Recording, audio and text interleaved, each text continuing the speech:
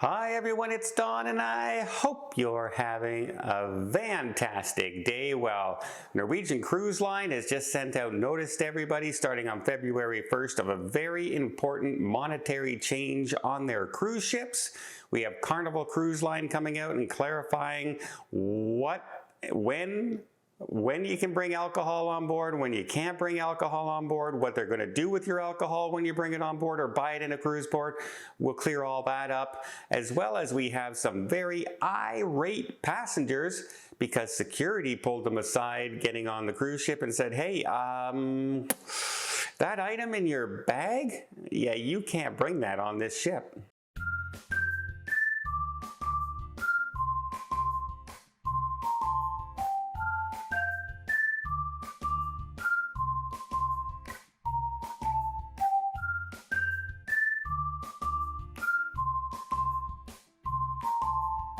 So first off, let's talk about Norwegian Cruise Line. They're making a monetary change. Now, many people, when you're on a cruise ship, you like to, you'll buy specialty dining, you'll pick up something in the shop, and instead of letting it go on your credit card, you'll go down to guest services and you'll pay it off in cash.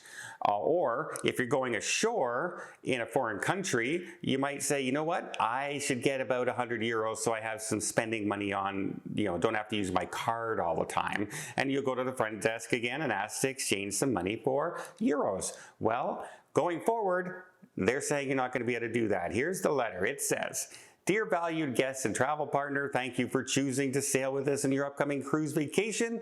We have important information to share. The travel partners are asked to share this information with impacted guests, and that is effective February 1st, 2024. We will no longer provide foreign currency exchange services on board, and US dollars will be the only form of currency accepted for the settling of any of your onboard accounts. If you are in need of US currency for your upcoming cruise, we encourage you to obtain it prior to embarkation. We sincerely apologize for any inconvenience this may cause." Now, of course, people in the United States, not going to cause too big an issue, except when you're traveling abroad and you want to pick up some foreign currency to go ashore. You're going to have to bring it with you now or pay, some pretty big rate charges if you actually go to the cruise area and get off the ship and look for a place that exchanges money. Those, just like at the airport, are much higher fees than if you got it at your bank or a currency exchange in your own country. So just keep that in mind from now on Norwegian. You better have US dollars and you better have the currency you're traveling with, which makes it really fun. If I was going on Norwegian on all three of my next cruise ships, I need money for Brazil and Buenos Aires and Spain and Rome and United States and Canada all with me on this cruise. Should be fun. Well, we also have Carnival Cruise Line coming out and clarifying some of their drink policies. Now, most cruise lines have a drink policy that if you drink too much, they will cut you off in the bar. Carnival itself has a 15 drink limit policy, and they're the only ones who actually have a limit on the drinks you can have on your cruise. And a lot of people have complained about that, saying 15 is not enough, and I'm going, really? I can't even come close to that myself. I'd be on the floor in 4. I literally passed out. So I'm a lightweight when it comes to drinking. I'm not a big drinker, but some people are, and they can pound some back, especially if they think that the cruise line's watering it down. Of course, a lot of it comes right out of the bottle when they're pouring it to you, or a beer is right out of the bottle. It's hard to water that down too much, but they insist on that. But a big policy is also, if you purchase alcohol ashore, they usually keep, you have to check it in when you're getting on the ship, and they deliver it to your stateroom the night before disembark, so you can pack for disembarkation. Well, on 3, 4, and 5 night cruises, you have to pick up that bottle ashore. And usually it's before you get your luggage in the terminal. So yeah, there's a little bit of a lineup there. There's also, the inconvenience of now you have to carry your bottle down to get to your luggage and then open your luggage up either there and pack it or at the airport and repack it if you want to put it in your travel bag, right? And one passenger said, hey, I don't think this is fair. It should be just like all the other cruises, like a 6, 7, and 8-day cruise. They will deliver it to your stateroom the night before, so you can pack it. But only on 3, 4, and 5-night cruises, they do that. And they say, well, one of the reasons is vast majority of cruisers on short cruises, like a 3 and a 4-day cruise, just use carry-on luggage. They don't pack full suitcases, right? Which means they're carrying their suitcase with them when they're getting off the ship, so they'll have their suitcase with them when they get to the bottle check area. Either way, I guess it's an inconvenience, but is it a devastating inconvenience? I don't know how many people, I often will pack all my luggage up the night before, and then when I get down into the airport, I unzip it because I put a heavy sweater or a jacket inside for when I return to Canada, and it's winter and cold outside. So I'm unpack, unzip it, put something in. It's not a big deal as far as I'm concerned, but one person thought it was unfair. I'm curious to see what you guys, do you think that's unfair because it's a short cruise, or do you think, no, I guess that's acceptable. It's their rules, it's their rules. Next, we have a cruise passenger who is very irate. They couldn't bring something on board, but before I get there, let me just invite you to hit that subscribe button if you haven't done so already. If you want to keep up to date with everything going on in cruising, from things you're allowed to bring on the ship, things you're not allowed to bring on the ship, things that might cost you money you can't get on ships, to the new cruises all coming out in the very near future.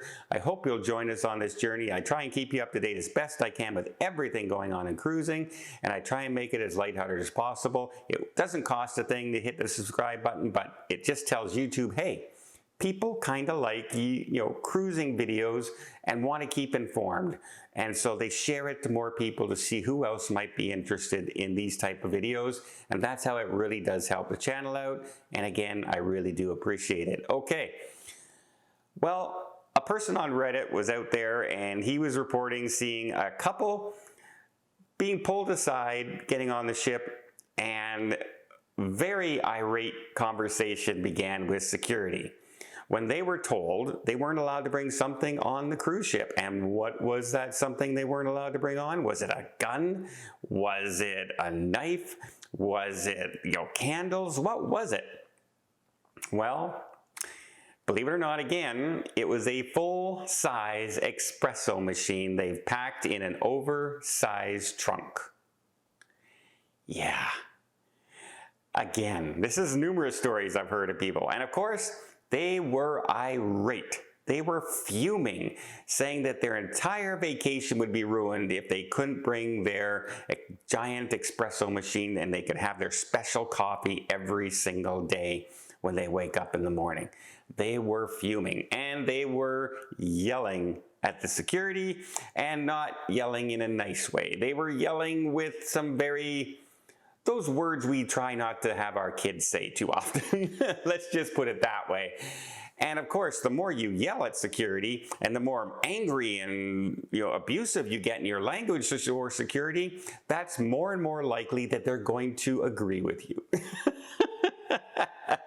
So at one point, the security finally just said, ma'am, sir, absolutely, you can have your espresso machine back, but you're not getting on the ship with it. So you have a choice. You can come on the cruise and enjoy your vacation and enjoy our specialty coffees on board, or you can take your espresso machine and go home.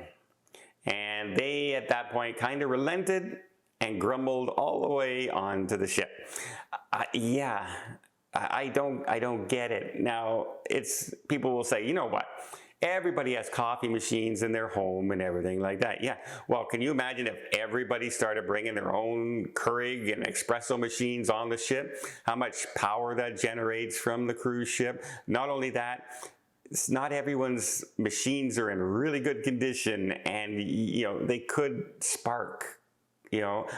Somebody from Europe coming on board has a different outlet than we have here in North America, and if you plug it in and you use an adapter, it could cause all kinds of troubles.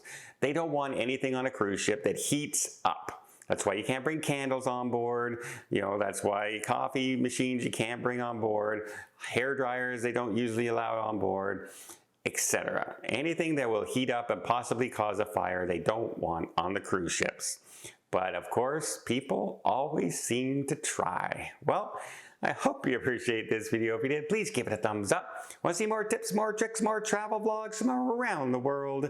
Hit that subscribe button. Until next time, have yourself a safe and a great vacation. And leave the espresso machines at home.